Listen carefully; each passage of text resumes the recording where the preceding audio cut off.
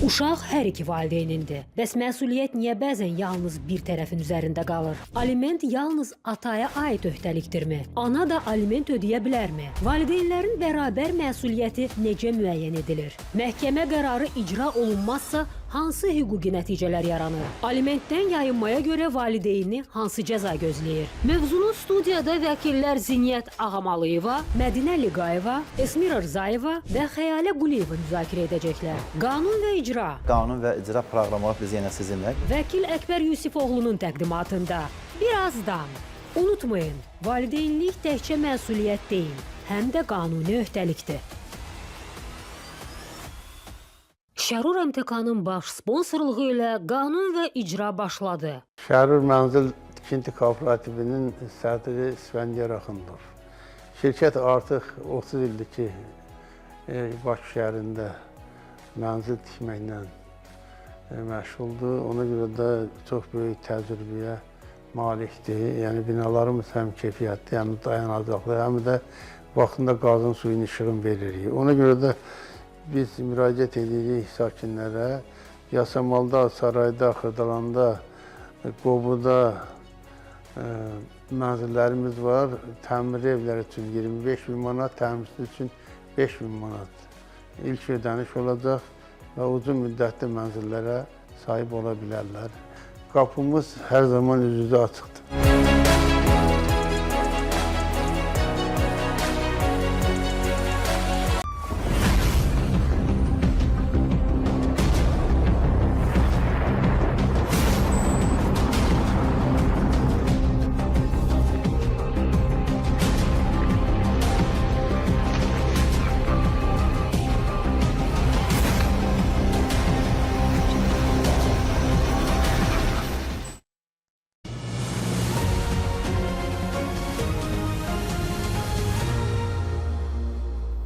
Salam, hörmətli tamaşaçılar, qanun və icra proqramı biz yenə sizinlə. Bugünkü mövzumuz həmişə olduğu kimi maraqlı mövzulardan biridir. Belə ki, valideyn himayəsində məhrum olmuş uşaqların adaptasiyası və boşanma zamanı alimentin hansı valideynin tutulması ilə bağlı məhkəmənin yekun qərarı və aliment məsuliyyətinə görə hər iki tərəfin həm inzibati məsuliyyəti, həm də cinayət məsuliyyəti ilə bağlı fikir mübadiləsi aparmaq üçün çox dəyərli ekspertlər dəvət etmişik.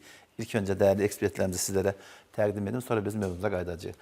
Azərbaycan Respublikasının Vəkillər Kollegiyasının üzvü vəkil Xəyalə xanım Quliyeva, Azərbaycan Respublikasının Vəkillər Kollegiyasının üzvü vəkil Esmira xanım Rzayeva, Azərbaycan Respublikasının Vəkillər Kollegiyasının üzvü vəkil Mədinə xanım Liqayeva və Azərbaycan Respublikasının Vəkillər Kollegiyasının üzvü vəkil Zinyət xanım Ağamaliyeva. Xoş gəlmisiniz. Son zamanlar sosial şəbəkələrdə belə bir ifadə, cəmiyyətdə bir balaca qadınların ünvanına belə bir fikir səslənmişdir. Qadınların bəziləri və çoxu alimentə görə boşanırlar. Boşanmanın səbəbləri onu ifadə edən, onu dilinə gətirən şəxs qadınlarımız, Azərbaycan xanımlarını belə deyək ki, qismən susulamış oldu. Mən ona görə bu günləri özümüzə şərəf bilirik ki, peşə fəaliyyətimizi simvollarından biri mantiya ilə biz bu verişi aparaq və 4 xanım vəkili dəvət etməkdə məqsədim ondan ibarətdir ki, həm sosial şəbəkədə Azərbaycan xanımlarının ünvanına səslənən sözlərə fikrimizi bildirək və bu günləri Azərbaycanda və Azərbaycan Respublikasının ərazisində nigahı pozulan xanımların və bəylərin qarşılıqlı ailə hüquq münasibətlərinə xitam verildikdən sonra həm inzibati məsuliyyət, eyni zamanda həm də cinayət məsuliyyətinə bağlı fikrimizi aparaq. Buyurun. Təkrar dəvətinizə görə xalqımızı təbrik edirəm. Bayram münasibəti ilə bugün çərşənbə günümüzdür. Sən olsa mikrofon verin, mikrofon verin. Xalqımıza təbrik edirəm bayram münasibəti ilə. Bəli, sosial şəbəkələrdə biz də bu fikirlə tez-tez rastlaşırıq ki, güya qadınlar alimentə görə boşanırlar. Lakin ilk öncə bildirmək istəyirəm ki, ailə qanunvericiliyindən də göründüyü kimi, qadın və kişilərin hüquqları bərabərdir. Aliment yalnız boşanan zaman kişidən, uşaqların saxlanması üçün kişidən alıb qadına ödənilən bir məvacib deyil. Aliment ümumiyyətlə uşaqların saxlanması üçün uşaqlar hansı valideyn himayəsinə verilir, verilibsə, ona digər valideyndən tutulan bir məvacibdir. Və ümumiyyətlə, əgər tam sizin dediyiniz fikrə gəldikdə isə ki, aliment təkcə qadınlar daha çox aliment üçün boşanırlar. Təbii ki, bu fikirlə biz razılaşa bilmərik. Çünki bugün biz bilirik ki, məhkəmələr tərəfindən də alimentin məbləği maksimum olarsa 260-300 manat civarındadır. Lakin burada əyləşən hər birimiz bir ailə sahibiyik. Bizim də övladlarımız var. Faktiki olaraq biz özümüz də bugün bilirik ki, körpə vaxtından ta 18 yaşa kimi, hələ bunun universiteti də varsa, təbii ki, bu alimentin ödənməsi davam edəcək. 290-300 manatla uşağın saxlanma xərcləri kifayət etmir. Yəni, daha çox xərclər olur uşağın saxlanması üçün və heç bir xanım, heç bir qadın alimentə görə, sırf alimentə görə ailəni dağıtmaz. Təbii ki, burada bütün dağılan ailələrdə də uşaq yalnız ananın himayəsinə verilir deyə bir qanunvericilikdə normada yoxdur. O norma ilə bağlı mən elə Zinət xanımın fikrini alacağım. Ümumiyyətlə, Ailə Məcəlləsinin 22-ci maddəsində bilirik ki, bütün rəsmi nikahların pozulması məhkəmə qaydasında olur. Həmin rəsmi nikahı pozulan zaman 22-ci maddədə məhkəmə, işə baxan məhkəmənin bir vəzifə borcu olur. Bəli, öhdəlik qoyulur məhkəmənin üzərinə ki, məhkəmə uşaqların saxlanmasına bağlı məsələni də həll etməlidir. Ümumiyyətlə, Nəinki uşaqların saxlanması, həmin valideynlərin birinin saxlanmasına bağlı. Ümumiyyətlə, aliment məsələsi biz bugün hələ ki, uşaqların saxlanmasına bağlı alimenti müzakirə edirik. Yalnız ki, uşaqlar da 70 yaşına çatdıqda valideynlərin saxlamaq öhdəliyi var, ər və arvadın da əgər bir-birinə maddi ehtiyacı olduğu halda da saxlamaq öhdəliyi var. Amma hələ ki, bugün biz uşaqların saxlanmasına bağlı məsələni müzakirə edirik. Ümumiyyətlə, aliment uşaqlara münasibətdə alimentə kişi və qadının qarşı durması, ər və arvadın mübahisəsi kimi qiymətləndirilməməlidir. Yanaşma doğru deyil. Yəni, aliment institusunun əsas məqsədi uşağın sosial təminatının təmin edilməsidir ki, bu da həm atanın, həm ananın, yəni valideynlərin bərabər hüquqi və mənəvi öhdəçiliyidir, borcudur. Yəni, aliment məsələsində bu yanaşma ki, qadınlar alimentə görə boşanır. Boşanmanın müxtəlif nəticələri eyni olsa da, amma səbəbləri olduqca müxtəlifdir. Və bugün praktika onu göstərir ki, alimentin miqdarı əksər hallarda sabit pul məbləğində və yaşayış minimuma uyğun olaraq, yəni bugün yaşayış minimumu 260 manat miqdarında təyin olunur. İndi reallığa baxaq ki, 260 manat miqdarında aliment uşağın tələbatlarını hansı formadan, nə dərəcədə qarşılayır, nə dərəcədə bu reallığa uyğundur. Əlbəttə ki, bu uyğun deyil. Çünki bu uşağın qidalanması var, yeməyi var, geyinməsi var, oyuncaqları var, bağçaya gedirsə bağça xərcləri, məktəbə hazırlıq xərcləri var. Və indiki uşaqlar sürətli inkişaf edən dövrün uşaqlarıdır, müxtəlif dərnəklərə, kurslara qoşulmalıdır, hansı ki, biz gələcəyə sağlam və savadlı uşaqlar, vətəndaşlar yetişdirməliyik.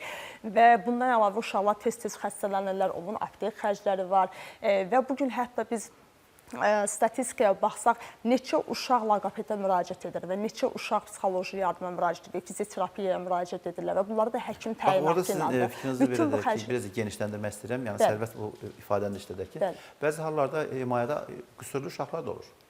Elə deyil mi Esmira xanım?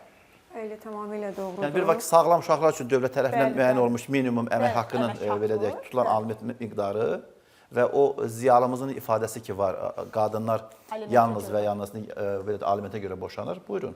Biz onu tam pisləyirik və o fikri qəbul eləmirik. Azərbaycan xanımın ünvanına bu ifadələri işlətməyi biz qəbul edirik. Həqarət kimi qəbul edirik. Biz bir qadın ünvanı. Bəli, buyurun. Mən hər kəsi salamlayıram. Sizə də təşəkkür edirəm ki, hər dəfədə belə bir aktual mövzularda dəvət edirsiniz. Və ilk onu qeydə almaq istəyirəm ki, tarixdə birinci dəfədir ki, Mantia ilə vəkillər efirdə çıxış edir və necə xoşdur və hər dördümüzün qadın olaraq dəvət olunması, qadın hüquqlarının müdafiəçisi kimi yəqin ki, cəmiyyətə çatdırmaqdır. Mən belə düşünürəm. Yəni, sizin fikriniz odur ki, zaman məhkəmələrdə bu formada oluruq. Mən bir xüsusi təşəkkürüm də var. Mən buradan efir vasitəsilə Azərbaycan Respublikasının Vəkillər Kollegiyasının sədri, Rəissiyyət Heyətinin sədri Anar Bağırova minnətdarımı bildirirəm. Mən bu verişdə bizə dəstək olur. Hər zaman dəstəyini də bizdən əsirgəməyib. Ona görə öz adımdan, komandamızın adından və bugünkü verişin adından minnətdarımı bildirirəm. Mən Anar müəllimə xahiş edirəm ki, belə bir arzumuz var. Bu arzumuzu icra eləmək istəyirik ki, bu günləri vəkil olaraq, yəni peşə fəaliyyətimizi həyata keçirən kimi Ayrıca qanunu və icra verirsə, Mantia ilə çıxmaq istəyirik. O çox dəstəklədi və dedi ki, niyə də yox?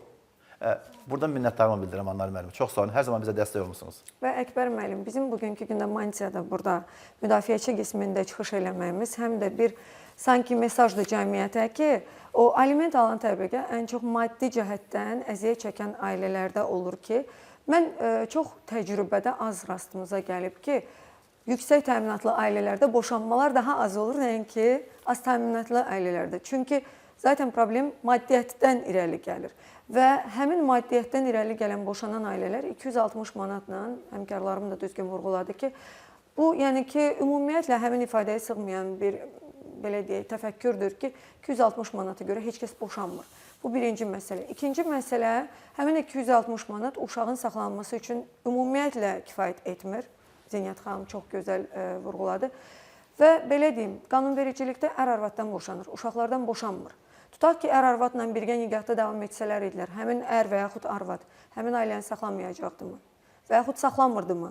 Yəni, boşanandan sonra sadəcə həmin alimentin ödənilməsindən yayınmaq və yaxud uşağı alətə çevirmək, hər hansı bir uşağı oyuncağa çevirib o uşağa gələcəkdə travma yaşatmaq kimi addım atan hər iki valideynə aiddir. Biz bilmirik, nəticədə məhkəmə uşağı anada saxlayacaq, yoxsa atada. Hətta məhkəmə təcrübəsinə və qanunvericilikdə də nəzərdə tutulur. Bunu tam aydınlıq gətirir ki, nigah pozulan zaman uşaqlar kimdə qalma məsələsi məhkəmə artıq özü müəyyən eləməlidir. Amma yekun məhkəmə qərarından sonra bilinir. Amma ona qədər biz bilmirik ki, anada qalacaq, yoxsa atada və hər ikisi həmin uşağı saxlamağa konstitusiyon olaraq borcludurlar, vəzifə daşıyırlar. Və əgər hər iki valideyn uşağı oyuncağa, alətə çevirir və uşağı saxlamırlarsa, bir onu da nəzərə alsınlar ki, uşaq dövlətə də verilə bilər. Yəni, dövlət uşağı həmişə nəzarətdə saxlayır. Müvafiq qurumlar var ki, uşaqların hüquqlarını qoruyur. Aydın. Və əgər valideyn bu vəzifəni icra etmirsə və bunu bu qədər çirkinləşdirirsə, demək ki, uşaq ümumiyyətlə o ailədə saxlanılmamalıdır. Və onda belə də sual üzərində fikrimizi formalaşdıraq. Buyurun, fikrini tamamlayın. Və nəyi qeyd edeyim, həmin o çıxışla bağlı da qeyd etmək istəyirəm ki, bəli, heç bir Azərbaycan xanımı, heç bir Azərbaycan anası öz uşağını 260 manata görə ailəsindən məhrum etməz. Demək ki, uşağın saxlanmasından öncəki daha ciddi problemlər var, daxili. Müdaxilələr var, sosial problemlər deyək ki, 5% təşkil etsə, digər məsələlər də var, müdaxilələr də var. Bəli. Və eyni zamanda da nə gözəldir, xanımlarımız təhsillidir. Bugün hüquq müdafiəsindən danışırıq. Ailə quran tərəflər düşünsün ki, biz ailəni qururuq, dağılanda necə saxlayacaq ki, bax bu 260 manatı da sonradan dava mübahisəsinə çevirməyək. Aydındır. Xəyra xanım, xoş gəlmişsiniz. Xəyra xanım, ümumiyyətlə, bax, bəzi hallarda görürsünüz ki, razılaşma da olur ki, ana uşaqdan imtina edir. Bəli. Və ata uşaqdan imtina edir. Mən aliment vermək istəmirəm. İmtinanın hüquqi nəticələri aliment ödənişindən məsuliyyətdən yayınılmır, yəni azad eləmir. Bax, ümumiyyətlə, sosial şəbəkədə belə bir fikir formalaşmışdı ki, Azərbaycanda bəzi xanımlar alimentə görə boşanır. Bir ana kimi etirazınızı bildirə bilərsiniz və dəstəklə edə bilərsiniz. Bu ifadəsinin baxışınızla, baxış bucağınız necədir? Deməli, Əkbər müəllim, mənim deməli baxış bucağım belədir ki, mən bir mənalı olaraq etiraz edirəm bu məsələyə. Çünki mən hesab edirəm ki, Azərbaycan xanımlarına yanaşmayan bir şeydir ki, alimentə görə onlar nigahlarını pozsunlar. Və sadəcə olaraq burada ailə münaqişələri yarandığı üçün nigahlar pozulur. Səbəblər müxtəlif ola bilər təbii ki. Maddiyyət təkcə yəni səbəb deyil, eyni zamanda xəyanətdir, eyni zamanda anlaşılmazlıqdır, şiddət zorakılıq ola bilər. Yəni ki, səbəblər çoxdur və praktikamızda biz buna şahidik. Və bunu demək istəyərəm ki, təbii ki, əgər hər hansı bir valideyn, istər qadın olsun, istər kişi olsun, uşaqdan imtina edirsə, ona baxmaq istəmirsə, tərbiyəsi ilə məşğul olmaq istəmirsə, halbuki bu bunun vəzifə borcudur, valideynin vəzifələrindən biridir. Bu zaman aliment öhdəliyindən azad edilmir təbii ki. Mütləq şəkildə ondan məhkəmə qaydasında aliment tutulacaqdır. Baxmayaraq ki, həmin valideyn işləyir, işləmir. İşlədiyi zaman deməli qazancının uşağa görə, uşaq sayına görə qazancının müəyyən hissəsi tutulur. Əgər işləmirsə, məhkəmə adətən sabit pul məbləğində müəyyən edir və qarşı tərəfdən bunu tutur. Və təbii ki, bu qətnamə qanuni qüvvəsini aldıqdan sonra dərhal icra olunur. Daha doğrusu aliment məsələlərində qanun qüvvəsini almamışdan artıq belə deyim də alimentin tutulması artıq dərhal icraya yönəldilir və baxmayaraq ki, tərəf bunu apellyasiya məhkəməsində mübahisələndirə bilər, ali məhkəməsində. Amma dərhal icra ilə bağlı icranı dayandırmır. Xeyr, əlbəttə ki, icranı dayandırmır. Və bununla bağlı daha qeyd etmək istəyərdim ki, əgər tərəf, borclu tərəf aliment hansı ki məhkəmə qətnaməsi ilə ondan alimentin tutulması nəzərdə tutulmuşdur. Borclu tərəf əgər bundan yayınırsa, adətən bəzən görürsən ki, qazancını gizlədir və yaxud da ki, qanunun qüvvəsini almış qətnaməni icra etmir. Bu zaman artıq inzibati İnşallah, inzibati məsuliyyət və cinayət məsuliyyətinə bağlı hər bizə fərdə qaydada suallar verəcəm. Hörmətli tamaşaçılar, biz Şəhər Mənzil Tikinti Kooperativinin belə dəstəyi ilə, köməkliyi ilə biz bu verişi ərsəyə gətirmişik. Mən hesab edirəm ki, Şəhər Mənzil Tikinti Kooperativində ilkin ödəniş təmir evlər 25.000 manatdır və təmir evlər bizim şirkət tərəfindən 5.000 manatla təklif olunur. İstədiyiniz vəkil və hüquqşünaslarla şirkətimizin hüquq şöbəsinə və müqavilələr şöbəsinə müraciət edib Bakı və Bakı ətrafında istənilən mənzili hissə ödəməklə ilkin ödəniş, yəni təmir evlər üçün nəzərdə tutulan 25.000 manat, təmir evlər 5.000 manatdır və həmin evlərə hissə ödənişlə etməklə belə deyək ki, uzun müddətli ev əldə edə bilərsiniz və mülkiyyət əldə edə bilərsiniz. Mən hesab edirəm ki, bu günləri qanun və icra proqramında inzibati məsuliyyətlə bağlı məsələni gündəmə gətirək. İstir xanım olsun, istir bəy olsun, əgər qanunvericiliklə məhkəmə qaydasında hər hansı bir ödənişin ödənməsi müəyyən edilmişdirsə, ona görə də inzibati məsuliyyət var. Buyurun. Doğrudur. İnzibati məsuliyyət var. Bu ilkin olaraq aliment ümumiyyətlə Xəyalə xanım da az öncə qeyd elədi ki, dərhal icraya yönəldən bir məhkəmə qərarıdır.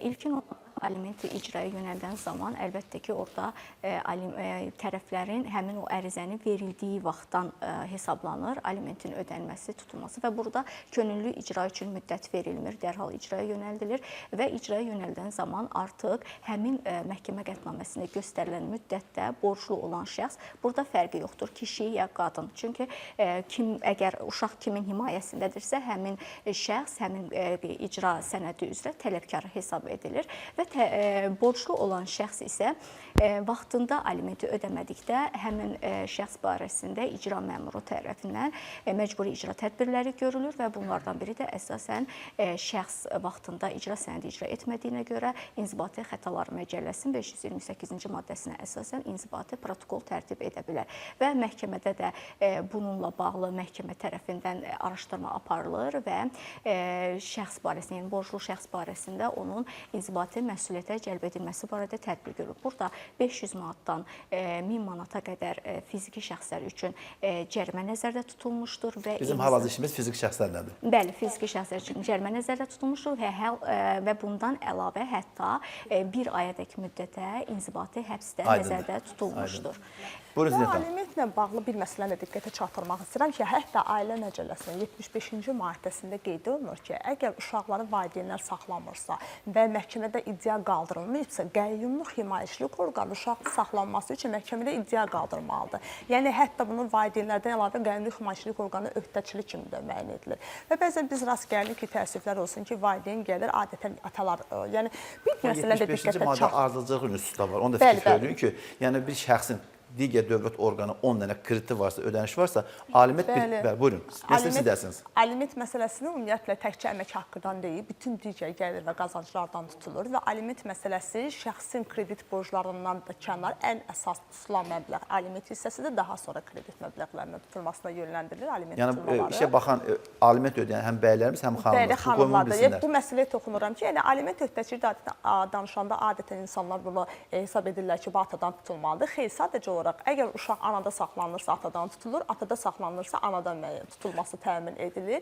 Sadəcə təcrübə budur ki, əksər hallarda uşaq anada saxlanılır. Anada saxlanmasının səbəbləri də həm fizioloji səbəblərlə bağlıdır, həm də ki, nikahlar daha erkən boşandığı üçün, uşaqlar südəmər dövrdə olduğu üçün anada saxlanılır. Və bir məsələni də diqqətə çatdırmaq istəyirəm ki, bəzən olur ki, təəssüflər olsun ki, ata bildirir ki, mən aliment ödəməyəcəm, mən uşaqdan imtina edirəm. Qanunvericilikdə valideynin uşaqdan imtina etmək hüququ yoxdur, belə bir anlayış yoxdur.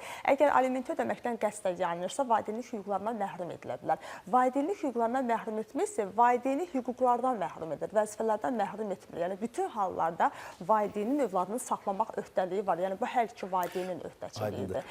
Və inzibati qaydada məsuliyyətlə məsələni də diqqətə çatdırmaq istəyirəm ki, mənim həmkarlarım toxundular bu məsələyə.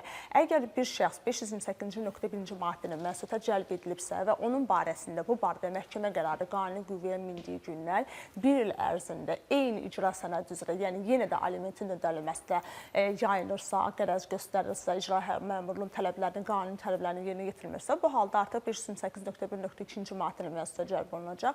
1000 manatdan 1500 manata qədər cərimə oluna bilər, yaxud 2 aylıq müddətdə həbs oluna bilər. Və yenə də qərəz göstərilirsə, artıq cinayət məcəlləsini reklamdan sonra inşallah o paylaşacağıq. Mən Esmira xanımla biz onu diskussiya elədik. Orada 1 il müddət də var. Bir məsələndə deyim ki, bəzən olur ki, əmək haqqlarının, bayaq mənim həmkarım toxundu ona ki, məsələn 1000 manat əmək haqqı alırsa, gəldi bildirir ki, mən əmək haqqı 500 manat alıram və sair fəaliyyətlə məşğuldursa, bunları gizlədir. Həmin gizlədən bu məlumatları dəqiq təqdim etməyən vəzifəli şəxslər də özləri 528.2-ci maddədə inzibati qaydada məsuliyyət daşıyırlar. 1200 manatdan 2500 manata qədər cərimə olunurlar. Aydındır. Mən hesab edirəm ki, bugün bizim verişimiz çox maraqlı bir mövzudur. Bizə seyr edən tamaşaçılarımız və xanımlarımız da birbaşa başa düşsün ki, ailə müqəddəsdir hər insan üçün. Bəzi insanlar var ki, mən hesab edirəm ki, bəzi insanlar var ki, bir xanım, bir uşaq, bir ailə, bir ata, bir baba onun üçün müqəddəs hesab olunur. Necə ki, görürsünüz ki, bu vərəsətdə ata yurdu adama müqəddəs hesab olunur. İnsanların yaddaşı bərpa olur. Məsələn, böyüdüyün elə bir məkan, elə bir küçə, elə bir tin var ki, oraya yaxınlaşan zaman insanların uşaqlığı, keçirdiyi illər. Məsələn, biz Bakı Dövlət Universitetinin hüquq fakültəsində oxuduğumuz illərdə hər zaman oradan keçəndə mənim yaddaşım bərpa olur. Mən bu günləri qanun və icra proqramında bugünkü mövzumuz mənim üçün bir vəkil olaraq da mənim üçün maraqlıdır. İnzibati məsuliyyətin əsasları var. İnzibati məsuliyyətdə və cinayət məsuliyyətinin əsaslarında bir neçə yanaşma var. Hüququn orada 2 yanaşması var. Bir qətnaməni qərəzli olaraq icra etməmək, bir də qanun qüvvəsi almış məhkəmə qətnaməsinə maneçilik törətmək. Bizim bir reklam aramız var. Reklamdan sonra biz mövzuya qayıdacağıq. Şərur MTK-nın baş sponsorluğu ilə qanun və icra reklamlardan sonra davam edəcək. Şərur MTK-nın baş sponsorluğu ilə qanun və icra reklamlardan sonra davam edir. Hörmət tamaşaçılar, mən hesab edirəm ki, Şərur Mənzil Tikinti Kooperativinin tikdiyi binalarla yaxından tanış olmaq üçün reklamımızda nömrələrimiz var. Bakı və Bakı ətrafında çox mərtəbəli yaşayış binaları tərəfimizdən inşa edilir. Şərur Mənzil Tikinti Kooperativində inşa edilir. Təmir evlər ilkin ödəniş 25.000 manat təklif olunur. Təmir evlər isə 5.000 manat civarında təklif olunur. Hissə isə ödənişlə Bakı və Bakı ətrafında mülkiyə sahib ola bilərsiniz. Eyni zamanda vurğulamaq istəyirəm ki, Şəhərin Mənzil Tikinti Kooperativinə bağlanan hər bir müqavilənin şərtləri hüquqşünaslar və vəkillərinizlə iştirak etməklə müqavilə bağlaya bilərsiniz. Esmira xanım və Xəyla xanım, bizim ki, çox dəyərli vəkillərimiz Zinət xanım və Mədinə xanım inzibati məsuliyyətlə bağlı fikir söylədi. Mən istəyirəm ki, Cinayət Məcəlləsinin 306-cı maddəsinə bağlı fikirə siz söyləyəsiniz. Buyurun. Mən ilk Mədinə xanımın cümləsini biraz davam etmək istəyirəm. Daha sonra cinayət məsuliyyətinə keçəcəm. Mədinə xanım vurğuladı ki, iş icraata qəbul edildikdən sayılır və artıq icraya yönələndə həmin məbləğ borclu tərəfindən, yəni alimenti ödəyəcək şəxs tərəfindən ödənilməlidir. Lakin belə bir şey də var ki, müvəqqəti təminat tədbirləri də mövcuddur ki, şəxslər bəzən fikirləşir ki, mən boşanma bizimkilər ona qısa deyir, MTT-lər var. Hansı ki, bəzən nigahın ləğvi üçün gedən tərəflərdən biri düşünür ki, bəs mən uşağı o nigah ləğv olunan prosesdə, yəni məhkəmə uzanan müddətdə necə təmin edəcəm uşağı? Təbii ki, bunun üçün müvəqqəti təminat tədbirləri mövcuddur ki, iş icraata götürüldükdən hətta bir ay öncə, iddia ərizəsi məhkəməyə verilməmişdən bir ay öncə müvəqqəti təminat tədbiri ilə müraciət edib həmin alimentin tərəfdən uşağın saxlanması üçün tələb oluna bilər.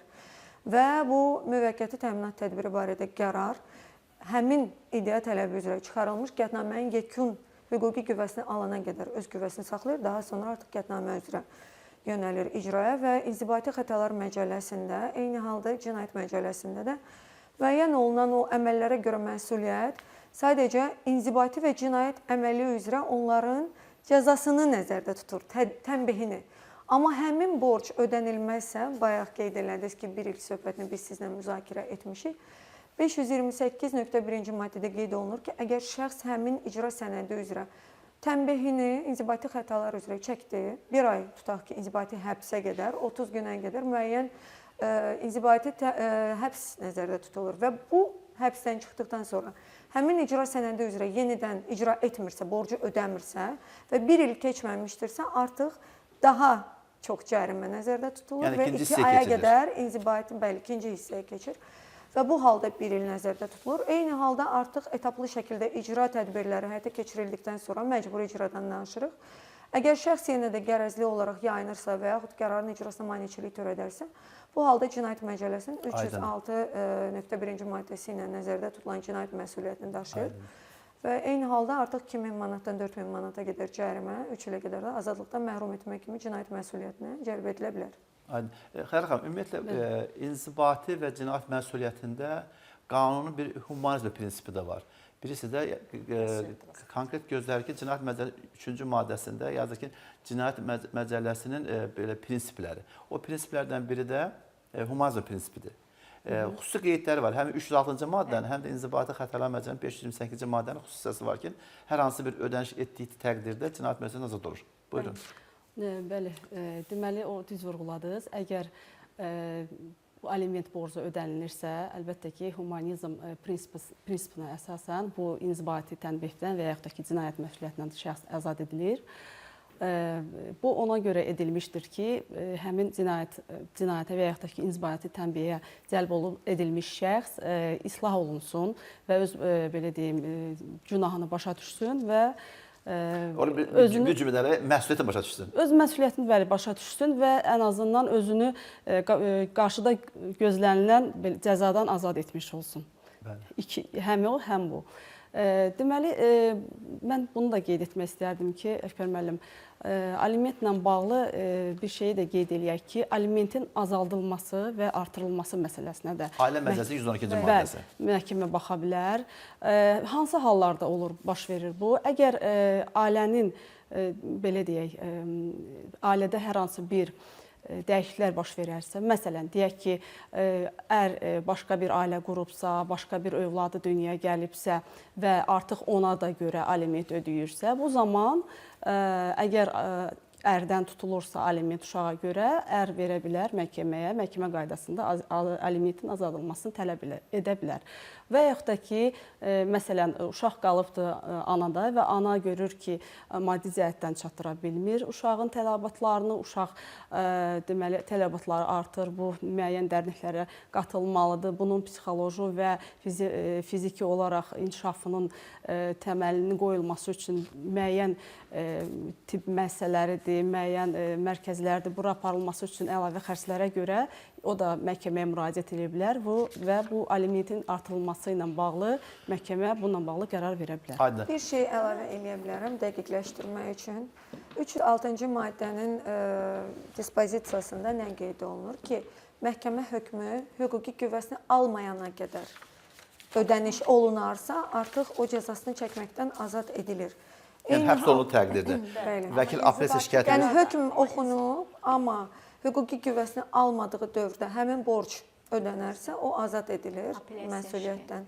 Və eyni halda nəyə qeyd edeyim? Alimentin artırılıb azaldılması ilə bağlı məsələdə məhkəmələr də təbii ki, şəxslərin hər iki tərəfin yaşayış şəraitinin ağırlaşdırılmamasını nəzərə almalıdır. Təbii ki, ilk öncəlik uşağın üzərindədir. Uşağın yaşayışı nəzərə alındıqdan sonra şəxsin də vəziyyəti nəzərə alınır ki, biz bu alimenti artırdığımız zaman həmin şəxsin həyat tərzi də nə cür ağırlaşa bilər.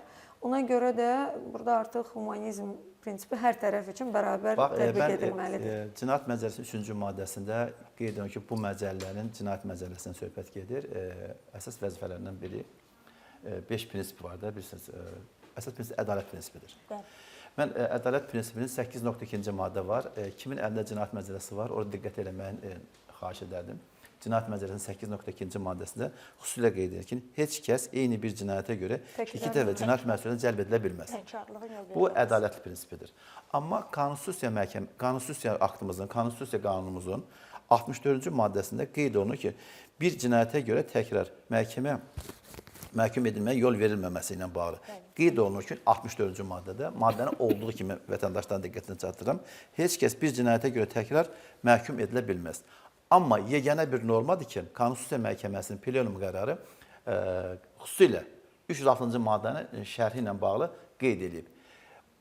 Qeyd edir ki, alimentlə bağlı əgər uşağın 1 yaşından 18 yaşına qədər aliment ödəməkdən yayınırsa, hər bu iki maddə, Konstitusiyonun 64-cü maddəsi və Cinayət Məcəlləsinin 8.2-ci maddəsi həmin normalar tətbiq edilmir və o adam təkrar 1 ildən 3 aydan 3 ilə qədər təkrar belə deyək ki, uşağın 18 yaşına qədər azadlıq məhrumiyyəti ilə cəzalandırıla bilər. Buyurun. Çünki qarantiya verilməyibdir. Ola bilər ki, uşağın 2-3 yaşında ona yığılmış. Ən çox bizə verən suallardan biri də olar. Bəli, o 18 yaşına qədər ola bilər ki, borclu olan şəxs yenə də alimenti qərəzli olaraq ödəməsi müəyyən müddət keçəndən sonra ona görə əlbəttə onunla bağlı tədbirlərin görülməsi mütləqdir. Əgər bu normalara şamil olunsaydı, təbii ki, onda şəxs uşağın 18 yaşına çatana qədər ödəməkdən qəsdən boyun qaçırardı və o zaman da onunla bağlı tətbiq olunacaq məsuliyyət tədbirləri əlimizdə demək olar ki, yəni əlimizi kəsə bilərdi ki, yəni hər hansı bir tədbir görə bilməzdik.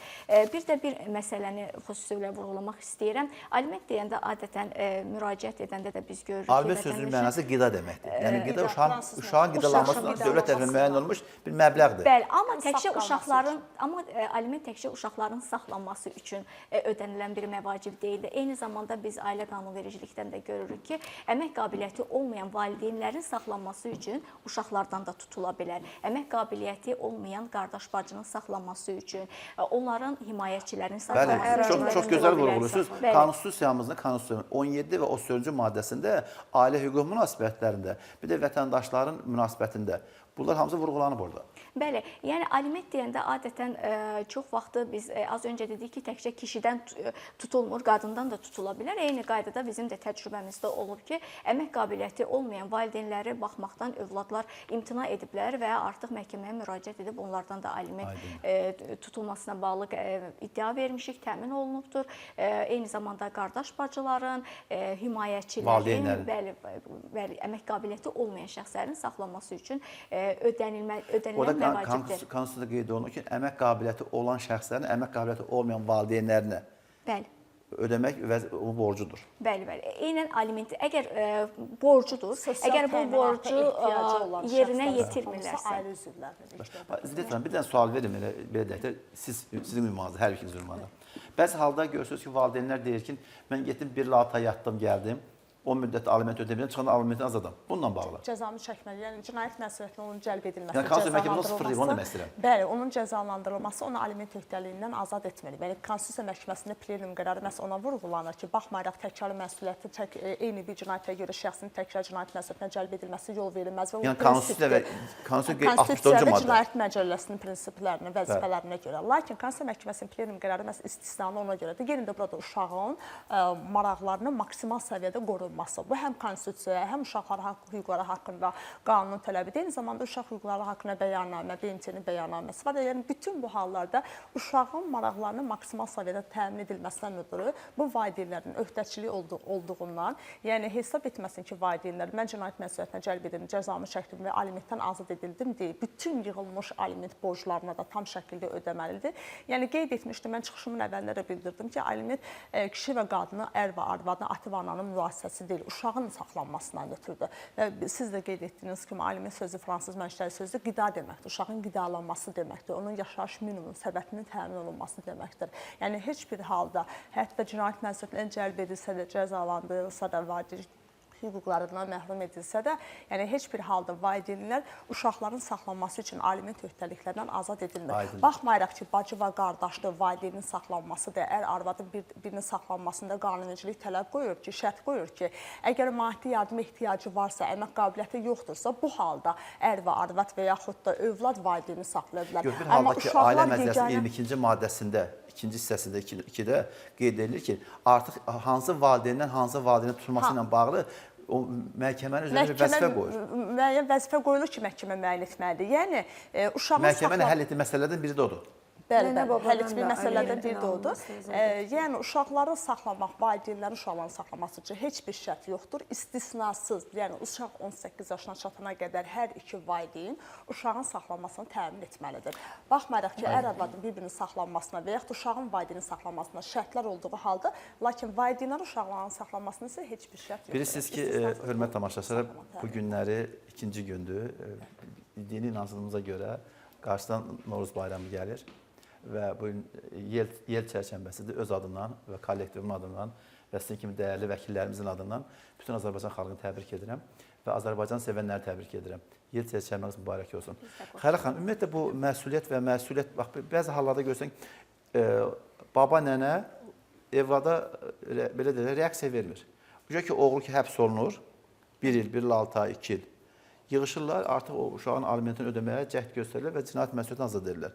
Bununla bağlı. Bununla bağlı deyərdim ki, Ailə Məcəlləsinə görə nənə babanın da belə bir öhdəliyi var ki, deməli alimenti... Yazıq nənə baba. Yazıq nənə baba. İndi əgər deməli aliment kimdən və yaxud da məsələn deyək ki, atadan tutulmalıdırsa, atanın çox vaxt nənələr pensiya kartını verir ki, mən pensiyamdan tutdum. Düz deyirsiniz. Bununla bağlı bunun imkanı yoxdursa, ödəyə bilmirsə, müəyyən səbəblərə görə bu tələb təəssüflər olsun ki, belə deyək, nənəyə, babaya da yönəldə bilər. Çünki təəssüflər olsun deyirəm, niyə? Çünki əslində bu onların vəzifə borcu deyil, mən hesab edirəm. Çünki bu valideynin vəzifə borcudur və artıq valideyn bu uşağı dünyaya gətirəndə bilməli idi ki, bunu hansı bir məsuliyyət gözləyir, hansı bir vəzifələr gözləyir. Təkcə hüquqlar deyil, yəni bu vəzifələrin altından çıxa biləcəkmi, bunları qarşılaya biləcəkmi? Təəssüflər olsun. Bacımın bir ifadəsi var, deyir, o toy başlayanda qudalar ki, qabaq-qabaq oynayır. Boşanmanı alimədə fikirləşmirlər. Ümumiyyətlə, tərəflər nikaha daxil olanda valideyn olmağa, ata-ana olmağa qərar veriblər, onun məsuliyyətini də anlayaraq dərk edərək buna qərar verməlidirlər. Və hesab edək ki, bu gün nikahın pozulmasından qərar verildi. Yaxşı, qadın iddia qaldırması aliment tələbi ilə bağlı. Sual yaranır, bu uşağı kim saxlamalıdır, kim onun öhdəçiliyini daşımalıdır? Nənə, baba da nəvənin saxlanmasına ona görə öhdəçilik daşıyır. Çünki bu nikahın bağlanmasına elə nənə, baba da vaxtı razılıq. Biz nə qədər nənə, baba deyilik, o amili yaşamırıq, o psixoloji vəziyyəti yaşamırıq. Bir nədərdir? Bir insan ömrü boyu işləyir, təqaüdə çıxır, özü üçün dövlət tərəfindən təminat alır. Nəyə görə buna alimentə verməlidir? Bəlkə də heç o ana, nənə, baba o ailənin dağılmasına razı deyil. Bəlkə də onlar istəyirlər ki, nəvələr evdə olsun. Yəni dağılmış olsa ödəməyin mən tərəfindəyim. Dağılmış əsaslar, bütün bu əsaslar məhz uşağın maraqları baxımından. Yox, qəbul edirəm. Sadəcə biz Azərbaycan cəmiyyətində yaşayırıq da. Məsələn, mən qızımın boşanmasına razı deyiləm, əleyhinəyəm. Düzdür? Nəyə görə mən götürüb kimisə aliment verməliyəm? Yəni o belə deyək ki, o cinayət qanunvericiliyi belə bir norma var da. Hərəkət və hərəkətsiz üsulu var. Bizim prinsiplərimizdən biri budur. Hərəkət və hərəkətsiz üsulu var törədən cinayətlərdə. Əgər bir cinayətdə cinayət hadisəsi yoxsa, əməli cinayət tərkibi yoxsa, deyir cinayətin məsuliyyətindən azadsınız. Amma buradakı bu ailənin dağılmasında Zinət xanımın, Esmira xanımın, Xəyalə xanımın, nə bilim Mədinə xanımın, Əkbərin günahı yoxdursa, nəyə görə biz aliment ödəməliyik? Amma bir şey də vurğulayım ki, reqres qaydada tələb edə bilərsiniz. Pozmadan da. Reqres qaydada tələb edə bilərsiniz. Əgər qabiliyyəti varsa zamanında ödəyər də. Tələb edə bilər. Nicah pozmadan da yəni aliment tələbi irəli sürə bilər. Məsələn, deyək ki, xanım nicahın pozulmasını istəmirsə, artıq alimentlə bağlı müraciət eləyə bilər məhkəməyə ki, yəni məsuliyyəti valideyndən söhbət. Bəli, əlbəttə ki, və əgər yəni ata saxlamırsa, uşağın həyatında hər hansı bir rolu yoxdursa, hər hansı bir məbləğ vəsait bununla bağlı ayırmırsa uşaq üçün, bunda əlbəttə ki, xanım nicahı pozmadan alimentlə bağlı məhkəməyə müraciət eləyə bilər. Təcrübəmdə olmuşdu, mən deyəcəyəm. Deməli, mənə gəlin və qaynana birlikdə müraciət etmişdilər. Oğlu Rusiyadaydı və ümumiyyətlə pul göndərmirdi, uşaqlara baxmırdı və biz onunla bağlı məhkəməyə iddia verdik. Həmin aliment yığıldı və məcburi icra tədbirləri görüldü və nəticədə aliment ödənildi. Amma təbii ki, nikahın pozulması yox idi. Gəlin uşaqları ilə birlikdə, qaynana, qaynatası ilə birlikdə yaşayırdılar. Bu təcrübədə bəli, çox rast gəlinir. Boşanmadan da tələb edə bilərlər. Oğullarını geri qaytarırdılar da, yəqin ki, Rusiyadan. Yəni bu mənəvi addım idi, yəqin ki, ailənin saxlanılması üçün. Mən bir şey vurğulayım ki, bayaq Zinət xanım deyir ki, 18 yaş tamam olana qədər valideynlərin borcudur ki, uşağı saxlasın, vəzifədir bu. Amma bəzən qətnamə olsa da 18 yaşı artıq tamam olmuş uşaqlar üçün yığılıb qalan borclar var, hansı ki, ödənilmir. Və ödəyəcək borclu tərəf düşünür ki, 18 yaşı oldu, artıq mən öhdəçilikdən azadam, əsla belə deyil. Uşaq yetkinlik yaşına çatsa da, evlənsə də o borc sayılır. Və növbəti artıq istənilən zaman indeksasiya olunmuş qaydada artırılmış. Mənim öz təcrübəmdə olub ki, 2018-ci ildə artıq uşağın 18 yaşı tamam olub, Almaniyada da artıq 20 neçə yaşı var və evlənmək ərəfəsində də biz həmin şəxs üçün müqavilə bağlayıb artıq indeksasiya olunmuş şəkildə 2018-ci ildə bəlkə də az olan məbləği indi daha artırılmış şəkildə tələb etdi və təmin olundu. Qərar da icraya yönəldi və şəxs artıq həmin icranı artırılmış şəkildə ödəyir. Və Mən bir bir şeyi vurğulayım, üzr istəyirəm, bu Buyurun. məqama toxunmadıq. Ümumiyyətlə, ailə mübahisələrində mütləqdir ki, məhkəməyə müraciət etməmişdən qabaq mediasiyaya müraciət olunsun və mediasiyada həll olunan məsələlər nigahın ləğv edir, uşağın kimin himayəsində saxlanılması, kimdən uşağın saxlanılması üçün alimentin tələb olunması və hətta əmlak tələbi də müəyyən oluna bilər. Daha sonra məhkəməyə müraciət olunur. Çünki vətəndaşlar mediasiya nədir bilmirlər və dərhal məhkəməyə gedirlər. Orada Çoxu da bilir, artıq biraz onlar vaxt məlumatsızlar. itirir. Bəli, məlumatsızdırlar və hətta mediasiyanı meditasiya ilə də fərqləndirən düşünürlər ki, mən psixoloqa ehtiyacım yoxdur, mənim meditasiyada nə işim var? İzah edirik ki, meditasiya yox, mediasiya və bu mütləqdir ki, keçəsiniz. Və artıq mediasiya təsdiq edici sənəd verdikdən sonra məhkəmədə həmin icraları, iddia tələblərini qoya bilərik və bununla da bağlı bir məlumat olaraq Bir nəzərə şey də çarpmaq vurğulamaq istəyirəm. istəyirəm. Yəni siz də əlavə eləyərsiniz, xahiş edirəm, yəni əgər təcrübədə varsa. Məndə təcrübədə belə bir yanaşma olmuşdu. Bəylə xanım nigahların pozmuşdu və aliment əməyin olmuşdu. Sonradan ailələrin, ağsaqqalların, ağbirçəklərin müdaxiləsi ailə bərpa olmuşdu. Bir yerdə yaşayırdılar. Artıq bir 15 ildən sonra bunlar bir də söhbətlər düşdü. Artıq nigahları pozulur. Gəlin çıxdı, getdi. O 18 il, 10 il yığılan alimenti təzədən bir də aldı. Yəni belə məsələlər olanda bəylərə deyirəm ki, gedin xanıma aparın məhkəmə qətnaməsinin icrası ilə bağlı icra haqqında qanunun 23-cü maddəsi var. Ona xitam verilsin. Xitam verilməyən o açıq qalır və illərlə yığılıb qalır. Sonra o Almaniyada gedib Sübut etmə vəzifəsi Buyurun. də Onu Sübut buyurun. etmə məsələsi var. Mən də elə onu deyəcəkdim ki, düzdür, biz də təcrübədə elə hallarla çox rastlaşmışıq. Belə olanda Yəni biz haqlı vətəndaşlarımızı olaraq maarifləndirək ki, yəni bunlar bilsin. Bəli, Əgər haqlı barışmısınızsa, olaraq- gedin icra şöbəsinə, orada xitam verdirin. İlkin olaraq barışan zaman xitam vermək lazımdır və haqlı olaraq da borclu olan tərəf, burada fərqi yoxdur qadın və kişi, borclu olan tərəf əgər həmin vaxtda sübut edə bilirsə ki, bunlar doğrudan da həmin illər ərzində birlikdə yaşayıblar, birlikdə təsərrüfat O da əlavə ediblər. belə deyək ki, vaxt itkisidir də, mən elə başa düşürəm. Bəli, əlbəttə Vəkillə ki, müqavilə əlavə bağlamadı, işdir. sübutlar eləmədi, Əlavə qonşuları işdir. gətirmədi. Və əlavə işdir sübut etmə vəzifəsi də həmin vaxtda artıq borclunun üzərinə düşür. Əgər sübut edə bilərsə, əlbəttə ki, buna məhkəmə qərar verəcək. Amma sübut edə bilmirsə, yenə də artıq borc kimi Bəzi yığılıb hüquq qalacaq. münasibətləri var ki, qətnaməni icra etməmək, qərəzli icra etməmək, bir də müalicə törətmək. Müalicə ilə başlayın, fikrinizi söyləyərdiniz.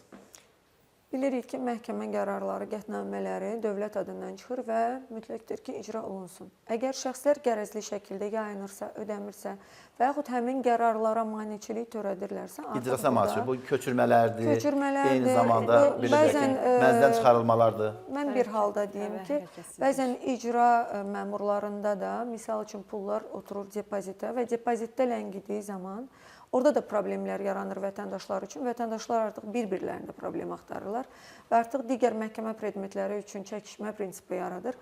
Lakin icra məmurları da işinə vicdanlı, laqeydsiz yanaşmasalar, bunları vətəndaşlara izah etməlidirlər ki, tutaq ki, pul alınırsa, köçürülür depozitə, depozitdən ödənilməsi zaman ala bilər və yaxud bu şəxsin qərəzli olaraq yayınması anlamına gəlmir və bu kimi diqqətə layiq fikirləri nəzərə çatdırsa, bəlkə də bir çox problemlərin və məhkəmə predmetlərinin azalmasına, məhkəmə yükünün azalmasına da səbəb olar. Qərəzli yayınma da ki, bayaq qeyd elədiyimiz kimi təbii ki, hər bir halda inzibati və cinayət Müalicə ilə məsuliyyəti bağlı. daşıyır. Münasibətini bildirim. Uşağın biri gələn suallardan çox bir-birini Bax, o ünsiyyətlə bağlı da, ünsiyyətlə bağlı müalicə institutu var. Onun isim sizin dilinizdən bilək. Bəli, bəli. Bir məsələ Ana yayınır, uşağı göstərmir Uşaq, valideynlər. Nənəyə göstərmir, ataya göstərmir. Çox vacib, aktual məsələdir. Bizim bu məsələyə toxunanda ki, qadınlar alimentə görə boşanır. Bu məsələdən isə daha Artıq çox biz bu bunu ünsiyyət qəbul məsələsi qəbul etmirik. Çünki aliment birmənalı olaraq uşağın xərclərinin ödənilməsinə yönəlir və heç bir qadın alimentə görə ola bilər istisnaları istisna etmirik. İstisna bütün hallarda ola bilər. Və amma bu istisnaları ümumiləşdirərək əksəriyyətə, çoxluğa şamil etmək doğru yanaşma deyil deyə hesab edirəm. Gələn sualların əksəriyyəti bununla bağlıdır ki, uşaq 18-dən çatıb, amma universitetə qəbul olub və bu halda ata alimenti ödəməyə cəlb edilə bilərmi? Onun universitet xərclərinin ödənilməsinə. Bu könüllü prinsipidir. Yəni bildirək ki, artıq çünki bu təhsil haqqında qanunda da, konstitusiyamızda da uşağın orta təhsil icbarıdır. Ali təhsil icbarı olmadığına görə valideyn buna cəlb edilə bilmir. Artıq vicdan məsələdir. Ata bunu könüllü deyə bilər.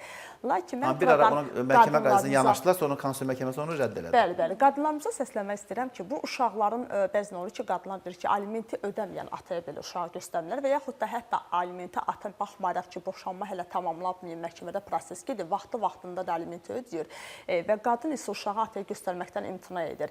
Nənə babaya göstərməkdən imtina edir. Artıq bu maneçilikdir. Bu artıq maneçilikdir və bu halda həm bununla bağlı valideynlər ünsiyyət hüququ ilə bağlı həm iddia qaldıra bilərlər, həm də müvəqqəti təminat tədbiri MTC ilə müraciət edə bilərlər və mən hətta səslənirəm qadınlarımıza ki, ata alimenti ödəməsə belə uşağın ata ilə ünsiyyətinə mane olmasınlar. Çünki o bağlılıq soymamalıdır. Yəni atanın uşaqla ünsiyyət hüququ olduğu halda hər bir şeydən vacibdir. Bu uşağın həm də valideynin, hər iki valideynin yanında olmalıdır. Hər iki valideynin o diqqət və qayğını görməlidir və bununla bağlı da həm uşağın bu ən müstəsna hüquqlarından biridir. Və məsuliyyət məsələsində mən statistikaya toxunmaq istəyirəm. Məsələn, cinayət məsuliyyətinə cəlb edilən şəxslərin sayı artıq statistikada 2700 nəfərdir və inzibati qadına məsuliyyətə cəlb edilənlər var, hətta məsuliyyətə cəlb edilməyən, axtarışda olan şəxslər var. Və bütün bu problemlər göstərir ki, yəni alimentlə bağlı məhkəmə qərarları çıxsa da, onun icrası həqiqətən bugün böyük ciddi problemdir. Və buna görə də söyləmək ki, qadınlar alimentə görə boşanır, bu tamamilə absurd fikirdir. Biz qadınlara qarşı mən hesab edirəm ki, bugün qanun və icra proqramında biz daha çox aktual məsələlərə toxunduq. Qətnaməni icra etməmək, qərəzli icra etməmək və qanun qüvvəsinə hakim məhkəmə qətnaməsinin icrası ilə bağlı maneçi törətmək. Xəyalınız var? Buyur, Xəyal.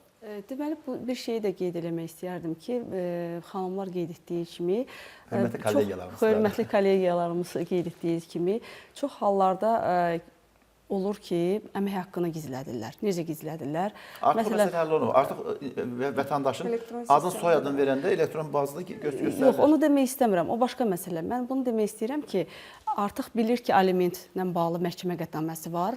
İşdən, məsələn, çıxır, başqa bir az əmək haqqı ödənilən bir işə düzəlir. Nə dəyişəcək orada? Məsələn, 1/4 hissəsi məsələn müəyyən edilibsə. Valideyn üçün nə dəyişəcək? Valideyn üçün sadəcə olaraq yayınma.